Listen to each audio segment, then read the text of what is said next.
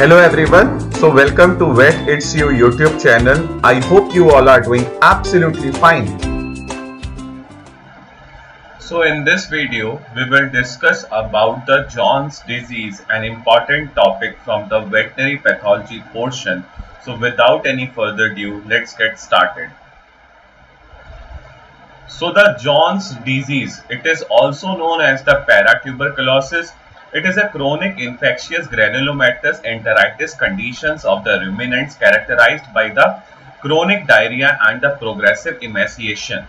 The etiology of the John's disease is the Mycobacterium avium subspecies paratuberculosis, that is known as MAP, Mycobacterium paratuberculosis, which is an acid-fast organism.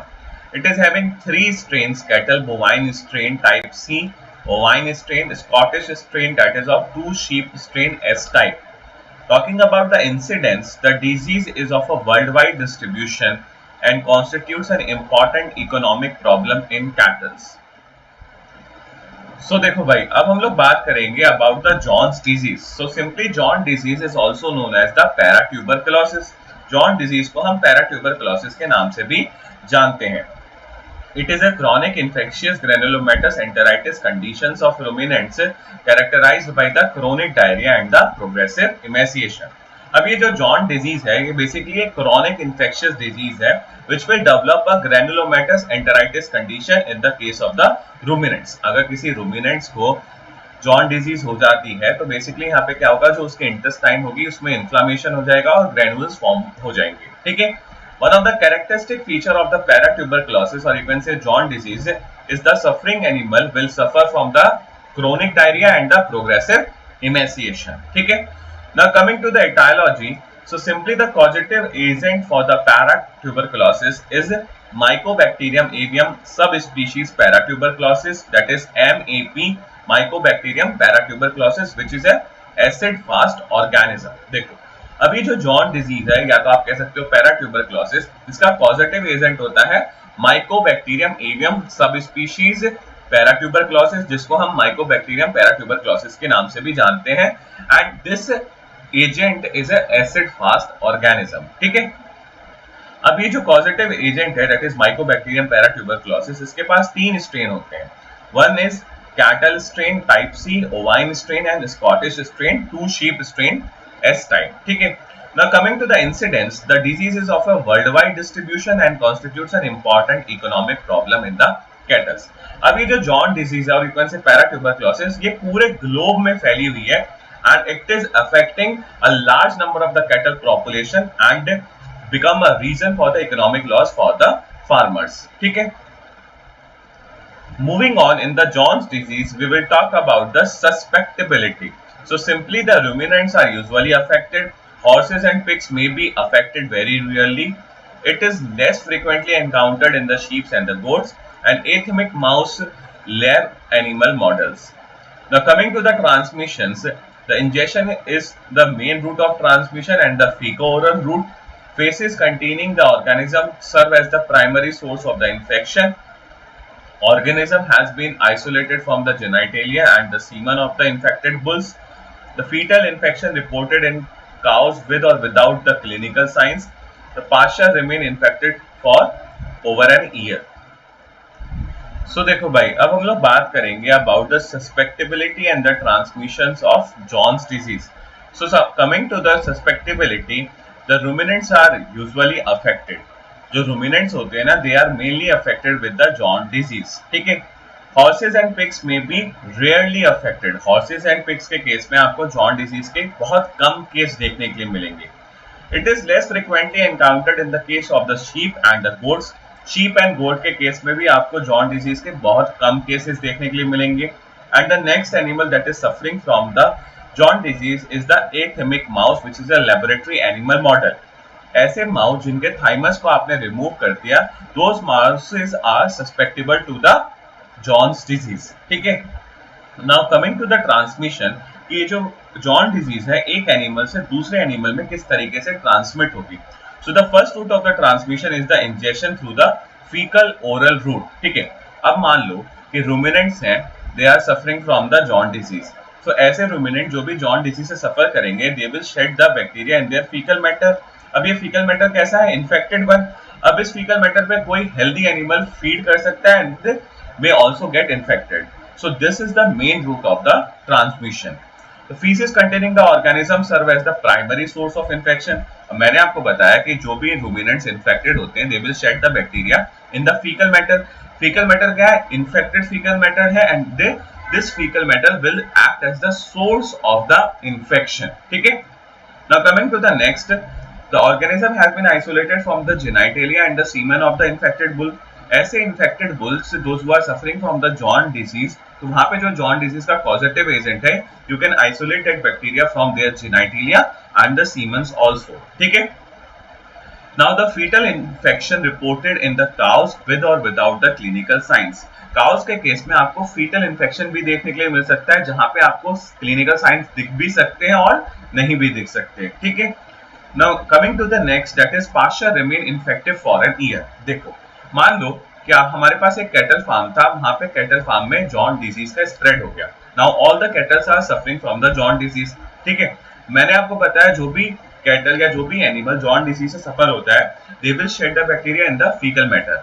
अब हम उन cattle को क्या करा, हमने एक partial land पे ग्रेजिंग कराने के लिए ले गए। ठीक है, अब इन्होंने यहाँ पे ग्रेज करा, फीकल मैटर को रिलीज करा। अब इस फीकल मैटर में क्या है? माइकोबैक्टीरियम पैराट्यूबरकुलोसिस का बैक्टीरिया। अब ये बैक्टीरिया फीकल मैटर से निकल के यहाँ पे पार्शियल लैंड पे रह जाएगा एंड यहाँ पे जो इसकी लाइफ है बहुत ज्यादा, it can survive for over an year. ठीक है, अब यहाँ पे इस पार्शियल लैंड पे क्या है? माइकोबैक्टीरियम पैराट्यूबरकुलोसिस का बैक्टीरिया। अब मान लो कोई और नए कैटल आए, those who are healthy, they will feed on this particular partial land and will also get the infection. So the pasture also act as a source of infection for the case of cattle, ruminants, horses, pigs, or you can say sheep and goats. ठीक है? Talking about the pathogenesis of the John's disease, the incubation period is long and even up to the 2 years. Following the ingestion, the organism localizes in the mucosa of the small intestine and its associated lymph nodes. The organism then penetrates through the intestinal mucosa, sets up a residence in the macrophage and multiply intracellularly without killing the host cell. Initial multiplication in the terminal ileum and the alli. The bacteremia and settles in the mucosa of the intestine, mesenteric lymph nodes and tonsils, produce a chronic granulomatous inflammation. So देखो भाई, अब हम लोग बात करेंगे about the pathogenesis of the John disease. So simply the John disease is having a very long incubation period of about 2 years. ये जो John disease होती है ना, इसका incubation बहुत लंबा होता है, it is around 2 years. ठीक है? Following the ingestion, the organism localized in the mucosa of the small intestine and associated lymph nodes. अब देखो, मैंने आपको बताया था कि जो John disease का main route of transmission है, that is the infected fecal matter.